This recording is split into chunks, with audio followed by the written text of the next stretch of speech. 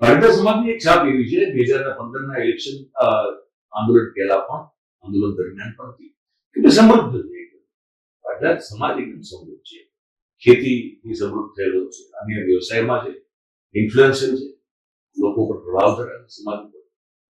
આવા સમાજના આવડા મોટા એક સંસ્થાનના ટ્રસ્ટી તરીકે તમે હો કે નારાબેન સંગઠનના પ્રમુખ હો, તમારી જવાબદારીઓ શું? મતલબ કઈ વસ્તુ છે જે તમે તમારા રડારમાં છે કે તમારે ફક્ત પાટીદાર સમાજ માટે કરવા? મુખ્ય તો એટલા પૂરતી વાત કરી શકે.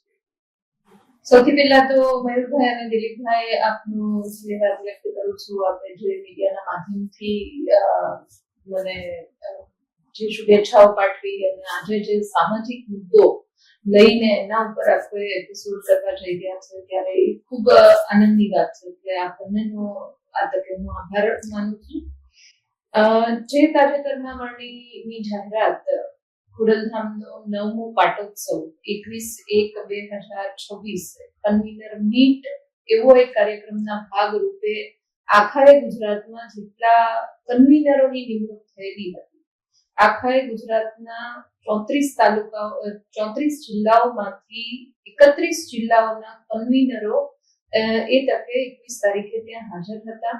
ટ્રસ્ટીઓ અને સાથે સાથે તાલુકા અને ગ્રામ સમિતિ સુધીના કન્વીનરો જે કાર્યરત સામાજિક સેવામાં છેલ્લા ઘણા વર્ષોથી પોતાની ફરજ બજાવતા હતા એ પણ ત્યાં હાજર હતા. અને જે આ જાહેરાત થઈ, સામાજિક જાહેરાતમાં સૌથી પહેલો સંદેશ કે તમે વાત કરી કે કેમ સામાજિક, પણ હું એવું કહેવા માંગીશ કે જ્યારે કોઈ પણ વ્યક્તિ જાહેર જીવનનું વ્યક્તિ હોય ત્યારે એ સમાજ સુધારણા અને લોકોની સેવા કરવાની નેમ સાથે આગળ વધતું હોય અને એનું એક કર્તવ્ય પણ હોય કે જ્યારે આવી સેવા કરવા અને જાહેર જીવનમાં લોકોને પડતી હાલાકીઓને વાચા આપવા માટે આગળ કાર્યરત થતા હોય ત્યારે જે સમાજમાં જન્મ લીધો છે, જ્યાં પોતે ઉછર્યા છે, જ્યાં પોતે મોટા થયા છે, જ્યાં આજુબાજુના પોતાના આખા વાતાવરણમાં મુશ્કેલીઓ જોઈ છે, તો એ પણ ફરજ બને છે કે તમારે સામાજિક રીતે પણ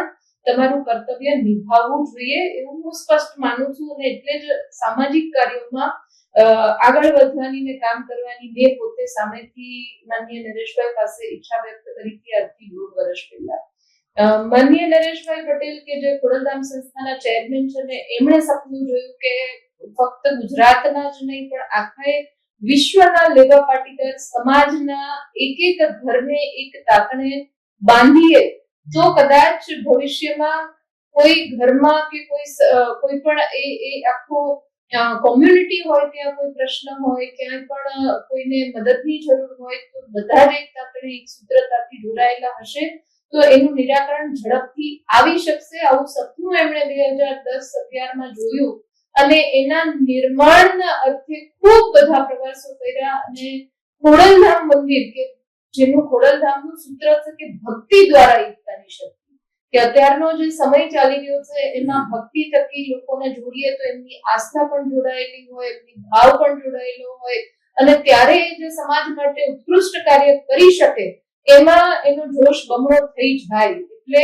આ ભક્તિ દ્વારા એકતાની શક્તિના સૂત્ર નીચે ખોડલધામ મંદિરની સ્થાપના, ભૂમિપૂજન 2013ની આસપાસ થયું ને એનું મંદિરનું નિર્માણ 2017માં થઈને ખૂબ મોટો 21/1ના કાર્યક્રમ કર્યો.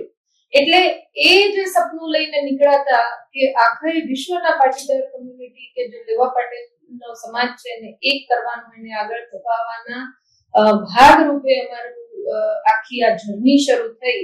અને જે 21/1ના ટ્રસ્ટી તરીકે નરેશભાઈ પોતાના જે ટ્રસ્ટીગણને વિનંતીના ઠરાવ કરવાના ભાગરૂપે વિનંતી કરી કે આમને પણ આવનારી મીટિંગ પછી ટ્રસ્ટીગણમાં સમાવેશ કરવો જોઈએ.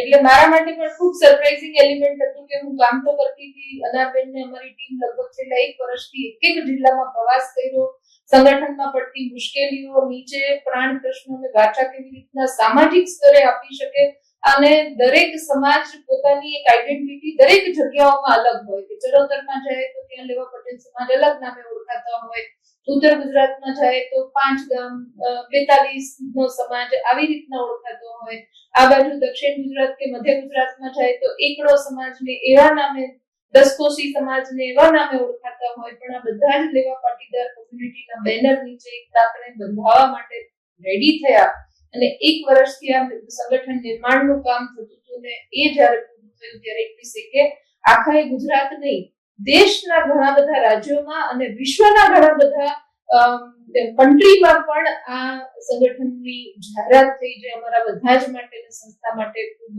આવકારદાયક ગણી શકાય. રોજનીબેન, મેં તમને આખી વાતમાં કોઈ જગ્યાએ એટલે ટૂંકારી મને હતું કે ભાઈ તમને મહેમાન તરીકે બોલાવ્યા છે તો તમારી આખી વાત પૂરી સાંભળવી જોઈએ.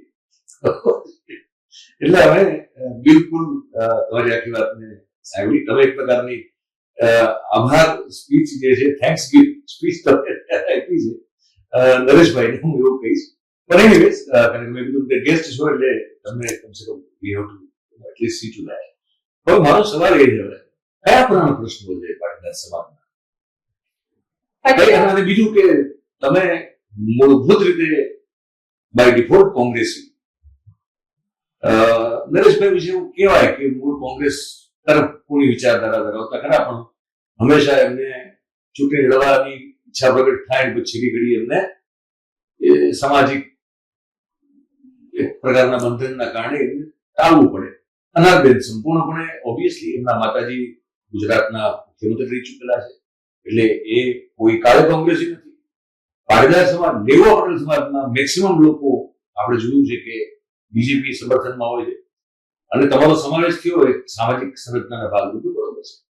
તો એક કોંગ્રેસી, હાર્ડકોર કોંગ્રેસી મહિલા નેતા આ સંગઠનમાં કેવી રીતે તમે શું કરી શકશો, પહેલી વાત.